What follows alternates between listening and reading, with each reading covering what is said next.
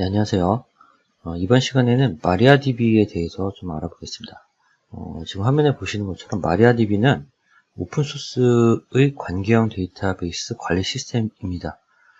관계형 데이터베이스라는 것은 그 데이터를 저장하는 테이블들 간에 어떤 관계가 있다. 그리고 관계를 포린키로 표현한다. 그리고 테이블들이 어떤 무결성, 그 안에 저장된 데이터들이 무결성이나 정합성을 믿을 수 있는 그런 데이터베이스를 말하는데요. MySQL과 동일한 소스 코드를 기반으로 하고요.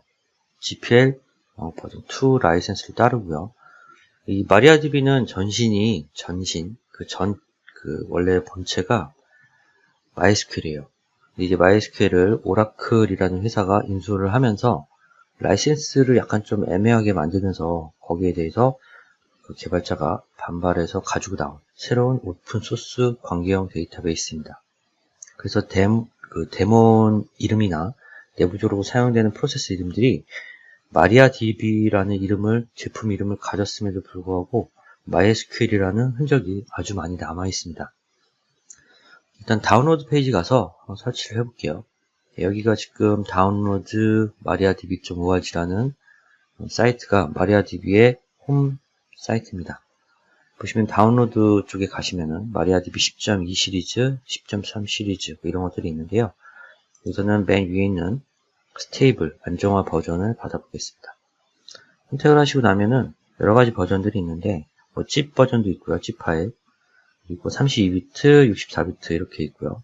또 오른쪽에 보시면 데비안 패키지, RPM 패키지 이렇게 리눅스 패키지도 있습니다. 저는 지금 이 OS, 제가 사용하는 OS 자체가 윈도우즈 10 64비트이기 때문에 거기에 맞는 버전을 다운로드 받겠습니다. 여기서는 노생스 하시고요. 일단 다운로드를 바로 진행을 하겠습니다. 그럼 이제 이러한 창이 나와서 저장을 하겠습니다. 예, 그럼 왼쪽 편에 MariaDB 10.2.9 WinX64라는 실행 파일, 설치 파일이 다운로드가 된 걸 보실 수 있고요. 이걸 더블 클릭해서 설치를 하겠습니다. 자, 그럼 화면에 이렇게 인스톨 창이 뜨고요. 넥스트 그리고 라이센스에 대해서 억셉트 하시고 넥스트를 누르신 다음에 이 창 그대로 놔두고 실행을 하시면 됩니다. 이 창에도 하나 눈여겨 보셔야 될 거는 서드파티 툴의 서드파티 툴 제3 기관이라고 해야 되나요? 서드파티 쪽에서 hide SQL이라는 마리아DB의 개발, 그러니까 쉽게 말하면 SQL이나 뭐 펑션 이런 것들을 개발할 수 있는 클라이언트 도구를 제공을 하는 걸 보실 수 있습니다. 다시 넥스트를 하시고요. 자, 이 창에서는 Modify Password for Database User Root라고 합니다. 이제 루트로 접속할 때 어떤 걸 패스워드로 할 거냐라고 물어보는 거고요. 두 개의 창에다가 똑같이 1, 2, 3, 4라고 적어 보겠습니다.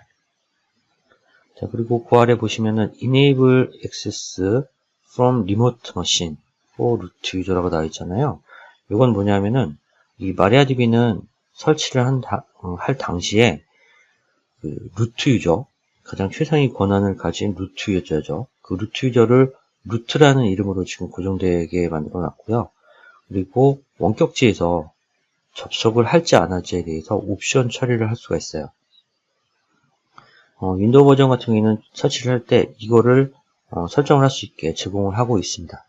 그리고 체크를 해주면은 원격 머신, 기계에서, 장비에서 슈퍼 유저인 루트 유저로 접속을 할 수가 있습니다. 이 말인즉슨 디폴트, 기본값으로는 접속이 안 되게 한다는 거죠. 그 이유는 보통 원격지에서 루트로 접속을 할 수 있게 됐을 때는 아무래도 해커나 나쁜 의도에 의해서 접속 시도가 들어올 수가 있겠죠. 그렇게 되면 아무래도 좀 데이터베이스 보안이 불안해지겠죠. 그래서 보통은 기본적으로는 원격지에서는 루트로 접속하지 않도록 옵션을 줍니다. 하지만 우리는 교육이기 때문에 이거로 체크해놓고 갈 겁니다. 그리고 아래 use UTF-8 as default 서버의 캐릭터 셋 이렇게 되어 있죠. 서버의 기본 문자 배열은 집합은 UTF-8로 처리하겠다는 얘기입니다. 이것도 체크를 하겠습니다. 그래야지 3바이트 문자열로 처리되는 뭐 한국어나 뭐 중국어나 일본어 이런 것들을 뭐 포괄적으로 수용할 수 있겠죠. 넥스트를 하시고요. 자, 그 다음에 install as service. 서비스로서 이제 인스톨을 할 때 어떤 이름으로 서비스에 표기를 할 거냐라는 건데요. 서비스가 윈도우에서 뭘 말하는지는 아시고 계시죠? 윈도우즈가 부팅을 할 때 자동적으로 구동이 돼서 백그라운드 프로세스로 돌아가는 걸 서비스라고 하는데요. 그 서비스 쪽에 어떤 이름으로 표기를 해놓을 거냐. MySQL로 여기 디폴트 값이 정해져 있는데 앞서 말씀드린 것처럼 마리아DB는 MySQL의 후신입니다. 그렇기 때문에 MySQL에 굉장히 많은 그 유사한 용어들을 그대로 가져다가 쓰고 있거든요. 자, 그리고 아래 Enable Networking. 요거는 이제 마리아DB 서버가 클라이언트들과 통신을 가능하게 할 거냐.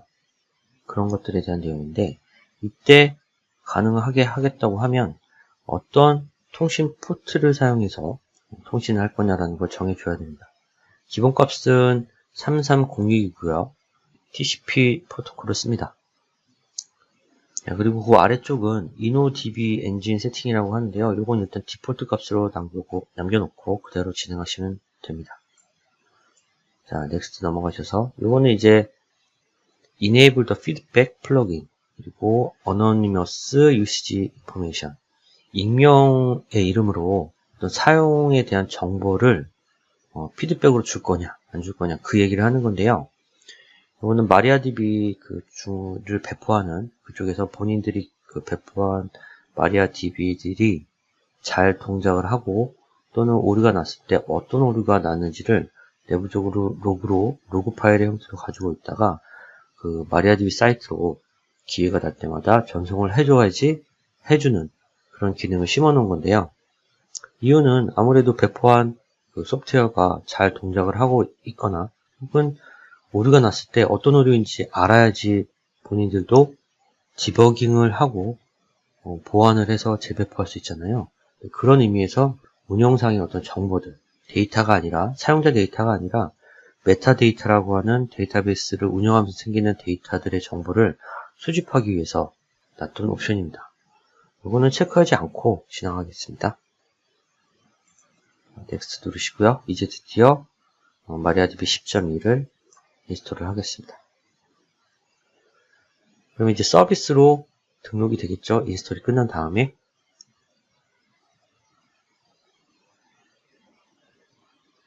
서비스를 시작까지 끝났고요. 피니시를 하시고 자, 이제 제대로 서비스가 동작을 하고 있는지 윈도우즈의 작업 관리자를 하나 띄워서 확인을 해볼게요. 확인하는 방법은 간단해요. 이 백그라운드 프로세스에 MySQLD나 혹은 마리아DB 이런 이름들이 올라와 있는 걸 보시면 됩니다. 탭이 여러 개가 있는데 그 중에 이제 프로세스 탭을 선택을 하시고요. 쭉 아래로 내려와 보겠습니다. 예, 여기 있죠? MySQLD라는 백그라운드 프로세스 이름이 보입니다. 방금 전에 인스톨한 마리아DB가 설치된 증거입니다. 그리고 서비스의 구동이 등록이 돼서 구동이 된 것이고요. 이렇게 해서 일단 마리아DB 설치를 끝냈고요. 굉장히 간단하죠. 그리고 마리아DB 서버가 정상적으로 루트 유저나 어떤 환경들이 잘 인스톨이 되는지 확인을 하려면 한 가지 작업을 더 해야 됩니다. 뭐냐면은 클라이언트 툴에서 접속을 정상적으로 하는지를 봐야 되거든요. 아까 전에 인스톨을 할 때 잠깐 보셨지만 서드파티 쪽에서 만든 클라이언트 개발 툴 HideSQL이라는 게 지금 같이 설치가 되어 있거든요. 걔를 실행을 한번 해서 접속을 한번 해볼게요. 윈도우즈 시작 버튼을 누르시고 HEI 정도만 치시면은 HideSQL이라는 게 뜨거든요. 그걸 실행을 하게 되면은 이렇게 됩니다. 세션 관리자라는 게 뜨는데요. 데이터베이스에서 세션이라는 거는 특정 어플리케이션이나 클라이언트 개발 툴이 한번 데이터베이스에 접속을 할 때 그 접속을 시작해서 접속을 끝나기 전까지 시작 시각부터 끝난 시각까지 그 사이를 세션이라고 합니다. 신규를 한번 눌러볼게요. 자, 그럼 이제 세션 이름에 unnamed라는 게 있죠. 여기다가 mariadb라고 쓰고요. 오른쪽으로 오시면 네트워크 구형부터 고쳐보겠습니다. 클릭해보시면 굉장히 많죠. 이 툴은 꼭 mariadb나 MySQL 뿐만이 아니라 마이크로소프트에서 만든 SQL 서버도 접속이 가능한가 봅니다. 일단은 MySQL의 TCP/IP를 선택을 하시고 호스트명은 127.0.0.1 다시 말해서 로컬 호스트죠. PC가 됐건 노트북이 됐건 지금 마리아DB를 설치한 서버에서 클라이언트 툴로 접속을 하는 거기 때문에 당연히 서버 이름, 호스트명은 127.0.0.1 로컬 호스트가 될 겁니다. 그대로 놔두시고요. 사용자는 루트, 예, 그쵸? 루트, 슈퍼유저죠. 이름은 정해져 있습니다. 루트로. 암호는 인스톨할 때 1, 2, 3, 4로 했었고요. 포트도 디폴트로 기본값인 3306로 했고요. 데이터베이스는 따로 지정을 하지 않겠습니다. 고급 탭도 한번 가볼게요. 고급 탭에 보시면은 SSL 관련된 내용이 나오고요. 시작 스크립트라고 해서 접속을 하자마자 어떤 작업들을 할 거다라는 걸 스크립트 파일로 가져다가 실행할 수 있는 어떤 기능도 보입니다. 자, 통계 쪽은 뭐 이런 내용이 있네요. 자, 설정에 가셔가지고 이번에 저장을 한번 하시고 그 다음에 열기를 해보겠습니다. 그러면 이제 클라이언트 툴로 로컬 호스트에 설치된 마리아DB 서버에 접속을 하게 됩니다. 자, 전체 창으로 놓고 보겠습니다. 자, 보시면은 마리아DB라는 이름의 접속 세션 아래 접속을 한 후에는 이러한 정보들이 기본적으로 보이는 걸 아실 수 있습니다. 인포메이션 스키마나 MySQL 퍼포먼스 스키마, 테스트 이런 것들은 하나의 데이터베이스 스키마라고 보시면 돼요. 마리아DB에서 제공하는 데이터베이스 스키마. 그 용어들이 조금 추상적이긴 하지만 일단 요거 하나하나를 데이터베이스라고 보시면 돼요. 그리고 오른쪽에 보시면은 호스트라는 탭이 있고요. 쿼리라는 탭이 있습니다. 두 개밖에 안 보이죠. 하지만 요 아래에 있는 데이터베이스 스키마들에 접속을 하면 할수록 새로운 탭들이 하나씩 추가가 되는데요. 한번 보겠습니다. 자, 이 데이터베이스 스키마 중에서 MySQL이라는 스키마는요. 한번 클릭을 해보시면요. 바로 접속이 된 겁니다. 여기 초록색 체크 표시 보이시죠? 이게 지금 접속이 됐다는 의미고요. 요 왼쪽에 꺽쇠를 한번 눌러보면요. 요 데이터베이스 스키마 아래 속한 테이블들이 쭉 펼쳐집니다. 그리고 오른쪽에 왼쪽에 보이는 스키마들, 즉 다시 말하면 테이블들의 리스트가 쭉 뜨고요. 이 탭은 새로 생긴 겁니다. 그쵸? 아까 전에는 호스트 쿼리만 있다가 데이터베이스 콜론 MySQL 이라는 탭은 새로 생겼고요. 그리고 왼쪽에 유저를 한번 눌러볼게요. 이건 테이블입니다. 테이블을 누르게 되면 다시 테이블이라는 탭이 새로 생깁니다. 그리고 그 안에 유저라는 테이블을 구성하고 있는 컬럼들이라고 하죠. 컬럼들이 쭉 수직으로 나열이 됩니다. 그렇죠? 호스트, 유저, 패스워드라는 컬럼들이 쭉 나열이 되고요. 데이터라는 탭도 새로 생겼어요. 이 데이터라는 탭에 가보시면은 요 유저라는 테이블 스키마가 갖고 있는 데이터들이 모두 보입니다. 예.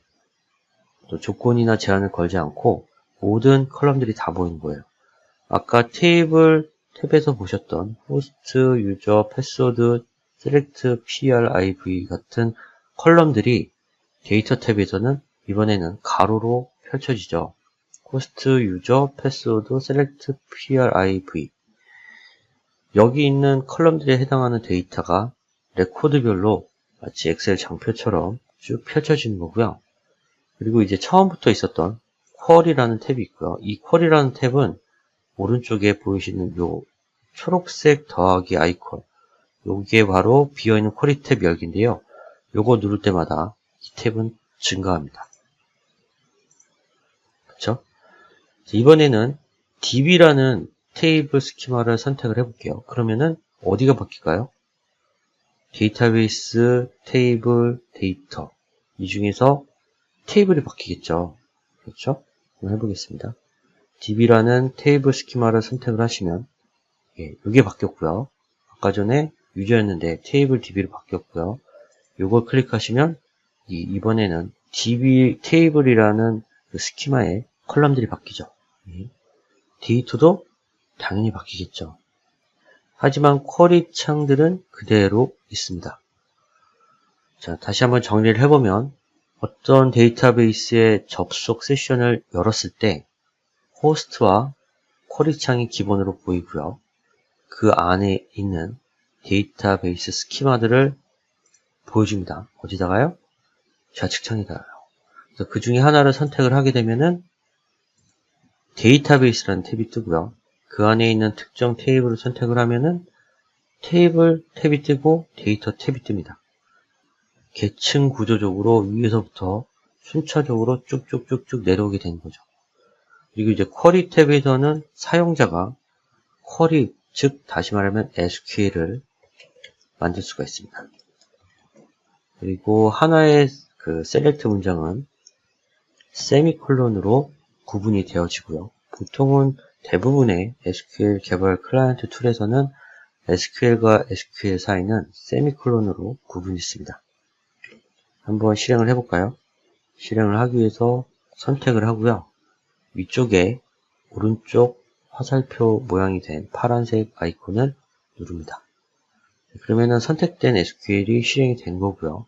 내용은 아까 전에 모든 것으로 불렀기 때문에 데이터 탭에 있는 것과 동일한 결과를 가져옵니다. 호스트 유저 패스워드 셀렉트 뭐뭐뭐에다가 전체 데이터가 레코드별로 엑셀 장표처럼 펼쳐졌고요. 아까 데이터 탭도 똑같습니다. 자, 이렇게 해서 일단 접속이 된 것을 확인했고요. 이게 바로 마리아DB의 설치와 접속 테스트입니다. 참고로 HideSQL이라는 툴은 새로운 창을 하나 여셔가지고 접속해서 이 제품에 대한 내용도 보실 수 있어요. HideSQL 9.4까지 현재 2016년 10월 20일 날 배포가 됐고요. 포터블, 설치하지 않고 어디서든 실행해서 사용할 수 있는 포터블 버전도 있고요. 소스 코드도 배포하고 있습니다. 오픈소스이기 때문에 누구나 무료로 사용이 가능하고요. 자, 여기까지 해서 일단 마리아DB 서버의 실행과 접속 툴인 HideSQL의 어떤 기능에 대해서 간략하게 알아봤습니다.